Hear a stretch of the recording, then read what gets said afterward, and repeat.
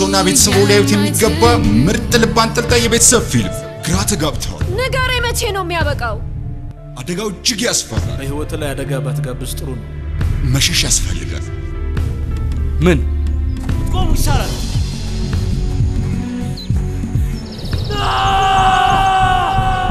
ቤተሰብ ወይስ ገንዘብ? ስለወንድም አይደለም ገደል ልትገባ ትችላለሽ። ገንዘቡ ፎርጅድ መስሎ ነው እንደዚህ አቀል ያየ ሐሳብ ጭንቀት